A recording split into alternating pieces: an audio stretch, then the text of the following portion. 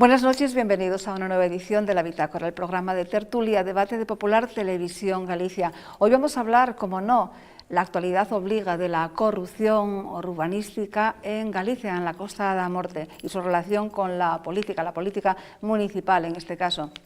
También seguiremos abundando en el tema de Nova Caixa Galicia a la luz de los nuevos datos que vamos teniendo. Hablaremos también del paro en Galicia, datos que hemos tenido ahora recientes de esta mañana. Esto va a ser, como siempre, en la segunda parte del programa, en la tertulia. Empezamos con la entrevista, como es habitual ya.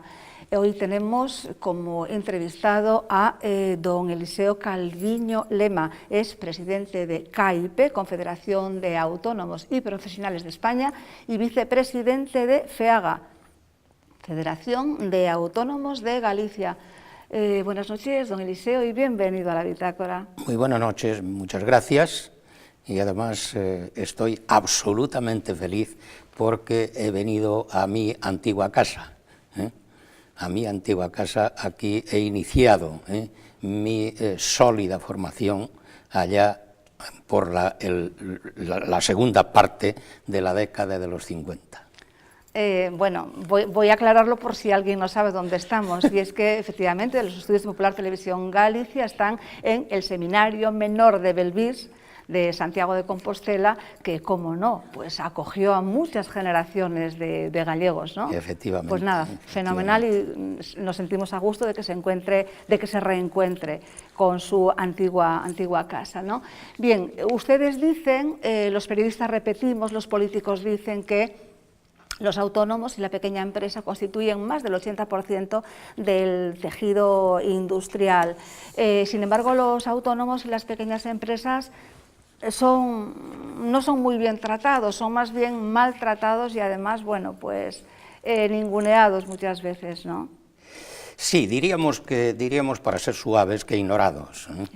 Que ignorados desde hace muchísimos años, desde antes de que alguien de aquí, de Galicia, de nuestra tierra, una persona tan luchadora como ha sido un senador, por cierto, en su momento, un senador del Partido Popular, don Álvaro Someso Salvadores, que ha creído que había que hacer algo con este grandísimo colectivo ignorado. Ni siquiera se sabía lo que era la palabra autónomo, éramos nadie, no estábamos en terreno de nadie. Las patronales no nos tenían en cuenta porque, ¿qué es eso? Un negociante, un taberneiro, uno que tiene un negocio de zapatos, que tiene uno o dos empleados. Gente de poca monta. No, éramos, exactamente, poco monta. Y por la otra parte teníamos a la otra orilla a los representantes de los trabajadores, los sindicatos. Bueno, pues para eso, al contrario, para esos pues éramos empresarios. De manera que estábamos ahí en terreno de nadie. Efectivamente, Galicia es pionera desde hace casi 30 años en preocuparse de este gran colectivo, que entonces ni sabíamos cuántos éramos. Y a partir de ahí ha nacido la Federación Gallega, de la cual soy vicepresidente, y a partir de la Federación Gallega, yo presidía hace 10 años a una organización sectorial provincial muy importante, como es la hostelería, y a partir de ahí, pues, en un congreso que ha resultado ser internacional de autónomos en A Coruña, pues nació la idea y el mandato de aquel congreso de crear una confederación nacional para ocuparse ya en serio de este gran colectivo, como digo, ignorado y, como decía usted, y decía bien, cuasi despreciado. ¿Cuántos autónomos hay en Galicia? Pues en Galicia hay ahora mismo 220.433 autónomos. Hemos perdido 1.824 en este año. Hemos perdido 1.824 en el último año. 1.824, no, hemos perdido más. En este año último se han dado de alta 1.824 autónomos más, pero al mismo tiempo hemos perdido 2.344, por lo tanto tenemos un déficit, Sí. tenemos un déficit importante. Bien, porque sí pierden, la información que tenemos es que unos 280 gallegos pierden el trabajo, pues muchos de esos efectivamente son autónomos o empleados de autónomos. O empleados de autónomos, efectivamente. Claro. Estamos hablando de que más del 80% del empresariado de Galicia y de España somos pymes, autónomos y pymes, pequeñas empresas que tenemos entre 1 y 6 trabajadores. Por tanto, cuando se pierde un negocio, cuando se pierde una pequeña empresa, pues se pierde, además del negocio, además del trabajo del propio autónomo, se pierde el trabajo de esas 1, 2, 3, 4, 5, 6 empleados que tiene este autónomo. Pero quiero decir además que estos datos no son exactos. Estos son los datos oficiales, ¿no? Estos son los datos oficiales sacados del Ministerio de Trabajo, pero esta no es la realidad. Sabemos por experiencia, por nuestro conocimiento, por nuestro acercamiento al sector, de que ahora mismo tenemos en España probablemente una cifra muy aproximada a 150.000 autónomos que no sabemos que están de baja porque era tal el aburrimiento y la desesperación que tiraron de la persiana, se fueron a su casa y no tuvieron ni ánimo siquiera para ir a darse de baja. Esa es la realidad. Pero luego le va a llegar la carta. Sí, ya veremos, algún día, lo harán cuando reaccionen, pero la situación es la que es. O sea, que cierran y que no normalizan la situación. Esa es la auténtica realidad ahora mismo, ¿no? De todas formas, no sé si en los últimos 30 años, será a partir de ahí, pero bueno, en los últimos años sí ustedes han reivindicado muchas cosas y sí algunas sé que han mejorado, ¿no? Quería preguntarles referente a esto. Por ejemplo, ¿la prestación por cese de actividad está funcionando?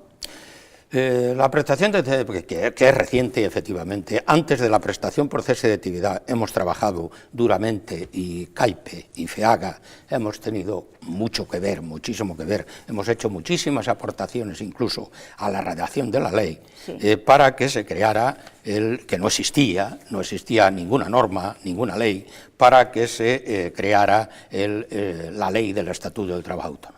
Eso ha sido así hace 2 años y efectivamente lo hemos conseguido después de mucha lucha. Nosotros hemos hecho grandes aportaciones, como digo, incluso a la redacción de la ley y a partir de ahí pues está incluido el cese por actividad, como tantos otros apartados, como tantos otros artículos, dentro de la ley. Lo que pasa es que se está retrasando mucho el desarrollo de la ley, del articulado de la ley. Uno de los que sí se han desarrollado es efectivamente el cese por la prestación por cese de actividad, dicho en román paladino el paro, lo que entendemos mejor por el paro. Efectivamente, esa ley está en marcha, pero en primer lugar, para poder tener lo que tiene que tener claro cualquier autónomo, es que para tener derecho a la prestación por cese de actividad, primero tiene que cesar la actividad.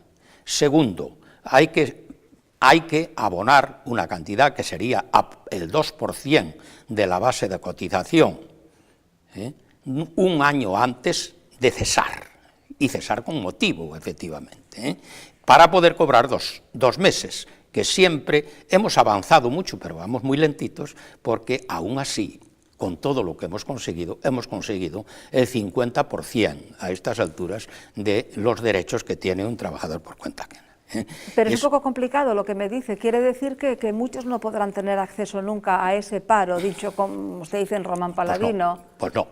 Porque si hay que estar desde hace un año y hay que cesar y hay que tener un motivo hay que demostrar, primero muchos meses antes, hay que demostrar que se tienen pérdidas en el negocio, que no puedes hacer frente al negocio. Segundo, tienes que haber cotizado por lo menos durante un año para tener derecho a 2 meses, de paro. Es importante. 2 meses solo. 2 meses solo con un año cotizado. Si cotizas 24 meses, puedes tener derecho a un máximo de 6 meses. Bien, o sea que tiene mucha letra pequeña, ¿no? Mucha letra pequeña. Esto que aparentemente es así un gran avance. Hay que tener claro una cosa, hemos conseguido muchísimo desde la nada, pero lo que hemos conseguido es el 50% de los derechos que tendrían nuestros propios trabajadores. De manera que nosotros tenemos, si quedamos sin nuestro negocio, y nuestros empleados se van al paro, y nosotros vamos al paro, aún estando cubiertos con esas cotizaciones, siempre tendremos el 50% de los derechos que tienen nuestros empleados. Bueno, pero parece ser que las facturas ya se cobran, digamos, más ágilmente, ¿no? Parece que sí se está cumpliendo la ley de morosidad, ¿no? No, eso es teoría, simplemente, como tantas otras cosas, desgraciadamente, en este país. Y aquí tenemos que estar nosotros, y esperamos que en muchas más ocasiones, para aclarar la situación y denunciarla. ¿No está que tampoco es funcionando fácil. tampoco esto? Eso no es verdad. Esa ley, esa norma se cumplirá en el año 2013. De aquí al año 2013 nos vamos a morir muchos en el camino, y se va a pasar mucha hambre, desgraciadamente. Y lo que pasa es que tenemos una sociedad civil en este país maravillosa, que no se entiende muy bien cómo todavía tenemos la paz social que tenemos. De manera que las facturas, no de ideas. las facturas, la mayor parte de las facturas, la morosidad sigue existiendo, la mayor parte de las facturas siguen sin cobrar. Hay que saber que la mayor parte de las facturas que se adeudan a los autónomos y pequeñas empresas y pymes provienen de las administraciones y, en su mayor parte, de las pequeñas administraciones, como son los ayuntamientos. ¿Qué pasa? Pues pasa que los ayuntamientos, los pequeños ayuntamientos, están igual de arruinados que nosotros, que lo están, porque afortunadamente hay muchos que están trabajando y que estamos intentando sacar este país adelante. O sea que es morosidad forzosa, ¿no? Es morosidad forzosa, efectivamente. Bueno, pero sí está funcionando el tema de no declarar el IVA hasta que la factura se haya hecho efectiva, se haya cobrado. Bueno, estamos en ello todavía. Eso todavía. Pero todavía no es operativo. Eso todavía no es operativo. Eso todavía. Efectivamente, yo entiendo y creo que eso efectivamente lo va a ser, pero ahora mismo no es todavía operativo. Bien, nos queda 1 minuto y medio, me están diciendo. Prefiero ya que me diga usted algo que considere muy importante. Bueno, yo considero muy importante. Para los autónomos. Importante para los autónomos, para que nos sigan teniendo que tirar de la persiana, como acabábamos de decir. Primero, que se le pague lo que se le debe, con lo cual evitaríamos que muchos fueran a la quiebra y a la vez que fueran al paro, a engrosar la lista de paro sus empleados. Segundo, que se pusiera donde hay que poner a las entidades financieras, porque muchísimos, el 80% de los autónomos y pymes que están cerrando no necesitarían cerrar si fluyera el crédito y se renovaran las líneas de crédito, que no es ninguna novedad, que estaban renovando desde hace muchísimos años, y que si hay que esperar, decimos que hay morosidad y que hay que esperar las facturas, pues que haya alguien que respalde esa situación. Y eso nos lleva a la situación que estamos y que vamos a peor.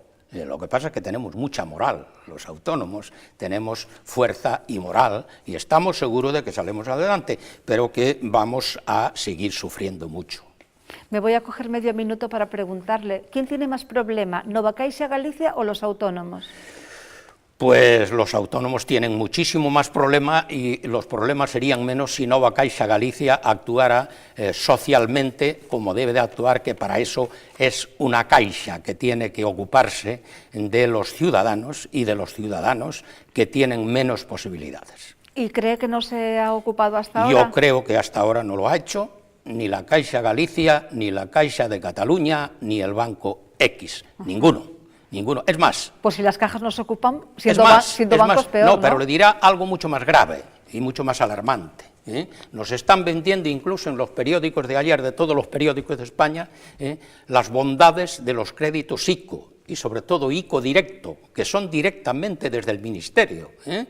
Bueno, pues eso es una farsa, eso es mentira, eso es una broma de mal gusto. El dinero, en lugar de darle los préstamos con los mínimos requisitos o con los requisitos necesarios pero razonables a los autónomos y a las pymes, se lo están gastando en propaganda, en pagarle páginas de periódicos para decir que están vendiendo una maravilla, y que si usted luego va a solicitar el crédito, yo lo he hecho, porque a mí mismo me han pedido que promocionara el crédito ante mis 300.000 asociados en toda España. Yo mismo he querido saber cómo funcionaba, he solicitado el crédito ICO directo y después de esperar mucho tiempo, me dicen que si quiero que se le dé a la organización que yo presido y cuyo mayor mandatario es la Asamblea, el crédito que solicito, y lo solicitaba para saber cómo funcionaba,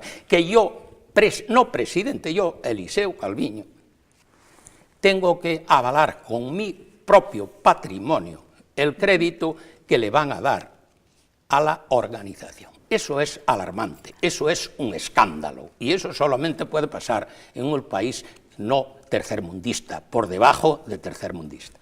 Alarmante, interesante lo que usted nos cuenta. Qué pena que no tengamos más tiempo, pero ya sabe lo que pasa. No tenemos un espacio para este programa, pero lo emplazo para una nueva oportunidad para que se desahogue, para que diga todo lo que tiene que decir y haga también sus reivindicaciones aquí. Pues encantado, don Eliseo. Encantado, porque tendríamos para escribir un par de enciclopedias y la verdad es que algún día lo haremos. Enciclopedias aquí no, pero podemos decir muchas cosas, podemos llenar muchas horas de televisión. Muchísimas gracias por estar con nosotros. Gracias a ustedes por acompañarnos a lo largo de esta entrevista con don Eliseo Calviño, y lo que les digo siempre, paramos un momento, vemos unas promociones, unos anuncios y volvemos enseguida con la tertulia. Hasta ahora mismo.